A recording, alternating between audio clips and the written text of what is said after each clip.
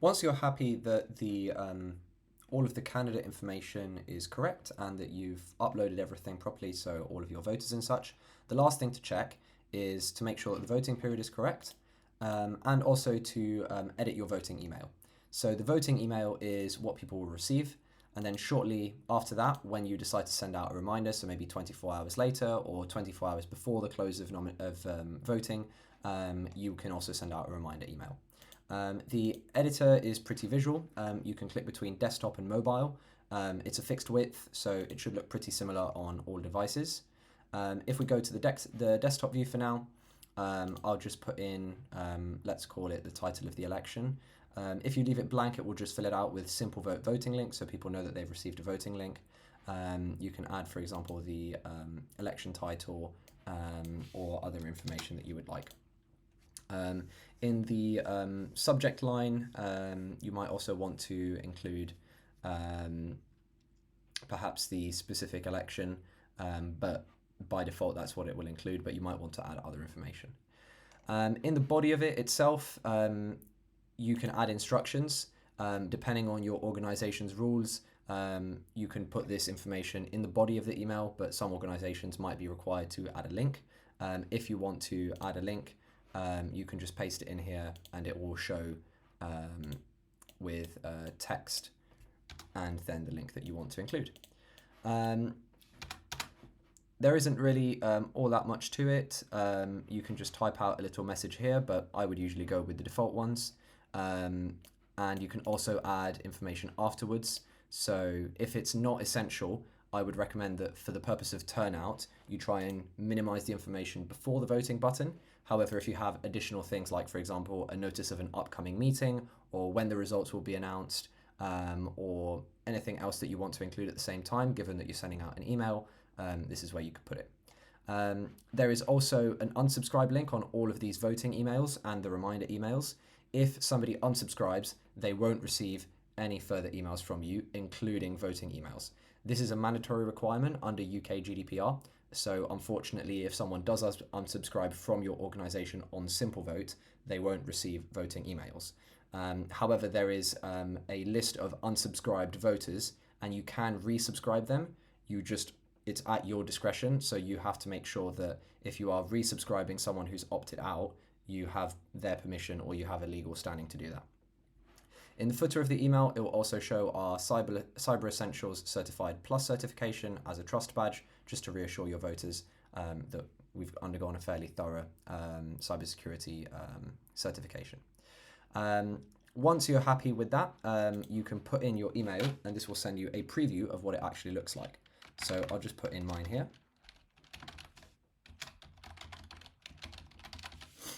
And you can either save the email to make sure that your changes are saved, or you can save and send test, and this will send something direct to your inbox. Here's a live preview of what it looks like. It will just add test in the subject line, but otherwise it will be exactly the same to what your voters receive. They will have usually their full name, the invitation, the button. This button is not currently linked to any particular election. It's just a preview, and the information that was shown before. If you don't add anything, this is what the default looks like. If you're on a pro plan, you can customize in your organization's branding page the banner that appears on the email, as well as the banner that appears on the ballot, but more on branding later. So all that's left now is just to click open voting or wait for the scheduled time to come to pass. If we click on open voting, we'll get a loading bar as it prepares to send the emails and sends the emails and then schedules them. If we reload the page, we should see this as open.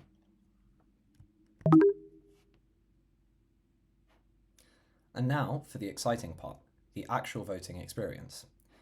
This is what the email looks like, same as the preview. When a person clicks on vote, it will take them directly to the voting page. Here they'll be able to see the entire election, individual ballots. It will also tell them how many ballots there are in the election, the voting method, and how many seats are being filled by how many candidates. This is also where they can click to find information. There's 3 different ways. They can either go directly to the top to election info, where they'll find absolutely everything linked.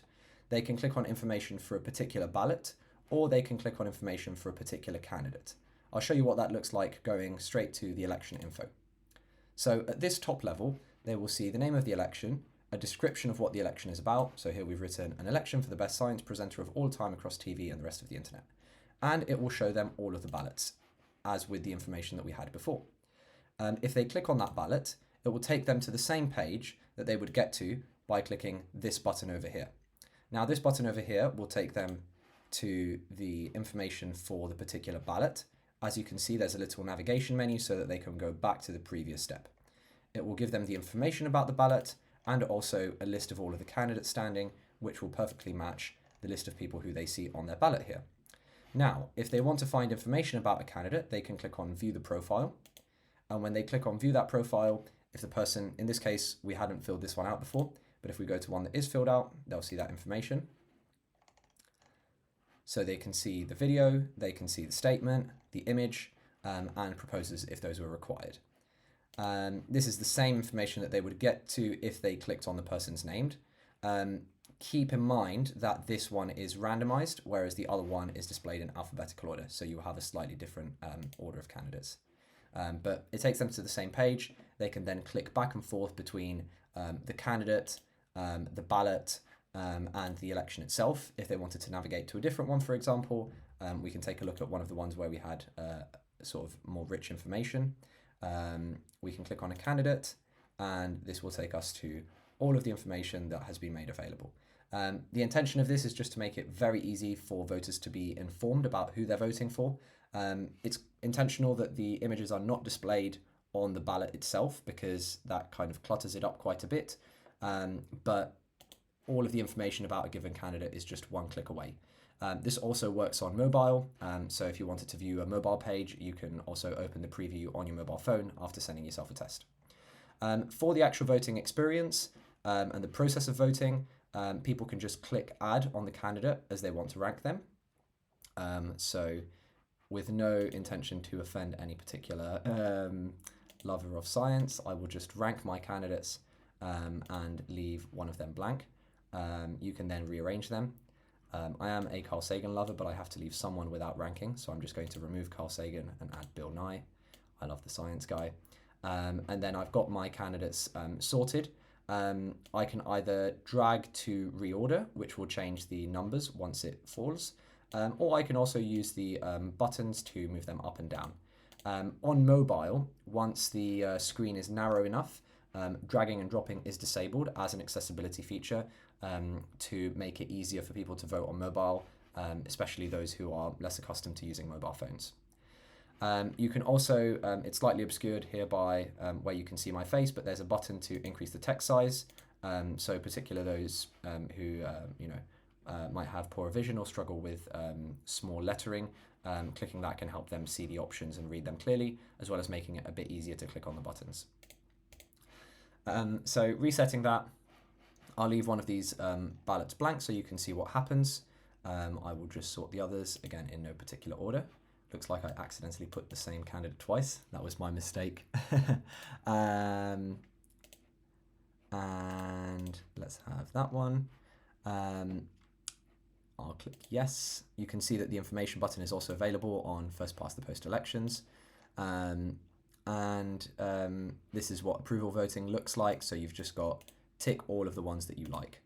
In my case, I like all of these and have watched all of these. So I'll just put it like that. Now, if I click on cast ballots, it will tell me if I haven't voted for a particular position.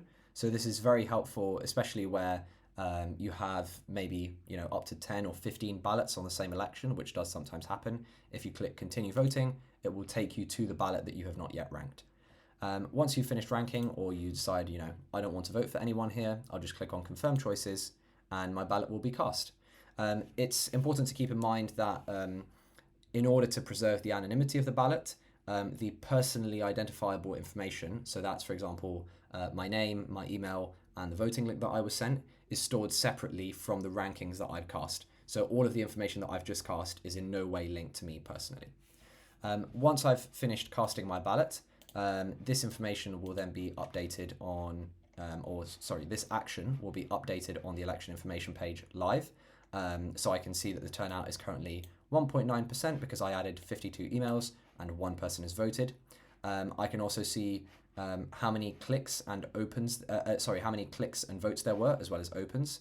So currently there's been 2 opens and 2 clicks, one of which was unique because I clicked on this email twice. I can also see the turnout, so how many people have voted and how many people are still remaining. Now, as the deadline comes close, or at a particular interval, it can be helpful to send reminders. They definitely increase turnout, and I'd encourage you to maximize your use of them. By default, free and pro plans come with 2 reminders. However, if you are looking to send more reminders, please contact us about an enterprise plan and we can add as many as you like. You might want to send 3, 4 or more reminders, especially if you have a very long voting period that might last several weeks. So sending a reminder will only send that reminder to people who have not yet voted, and it will just ask for a little confirmation as you're consuming one of your permitted reminders. And it will send them the same as it did with the previous same as when you open elections. You can close the tab at any time. Once you've opened the election, sending out reminders or sending out voting emails, it's safe to close the tab, same as with when you are uploading. So that's basically it. Once you've finished your election, let's say you wanted to end it early because everybody's voted, or you didn't configure a closing date, you can then go to end immediately and confirm the button. Keep in mind that this will not be reversible. And once you confirm that, the election shows as completed. You can calculate the results, which will just run all of the calculations, and you'll then be able to see it in the results. So you'll be able to see who was elected in each position. In some cases, it just picks someone at random because the rules are that, random choice if nobody was ahead. You can also show the detailed results, which will show you the transfers, round by round results. In this case, it's only one round where there was only one vote cast and one candidate elected. However, it does show a very visually intuitive way of showing how votes have been transferred to reach a certain quota. If you're familiar with ranked choice voting, you might recognize this. It's similar to other systems on the market. And for other results, it should be fairly easy, as you just have a yes/no result. So in this case, you just have votes. Whichever one has the most votes is elected. In the case of preference here, well, I voted for all of them, so it picked one at random. So that's all for the voting experience. Once you're ready to publish your results, you can do that by going back to the top. I'll just hide these results here. And you can open the results page, which will allow people to view these publicly. So the results page will come with a link. This link you can share on your own emails, so you don't have to use the SimpleVote mailing system to share the results if you don't want to. However, you can also broadcast the results by clicking on this, and this will send an email to everybody who you added, not just those who voted, informing them of the outcome of the election. And they'll be able to view the results by clicking on a button in their email, which will take them to the public page. If you're interested, this is what the public page will look like. It's sort of quite tidy. I've actually found that this is a very good way of generating reports. So if you wanted to generate a report, you could just go to print, and this would allow you to print a report of the results to then share. Perhaps you have trustees or a board of directors or a set of people that you have to deliver these results to.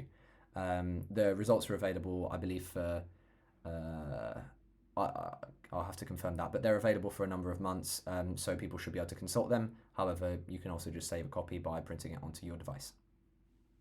That's everything for the voting experience. Next, we'll move on to uploading voter rolls and some of the advanced functionality.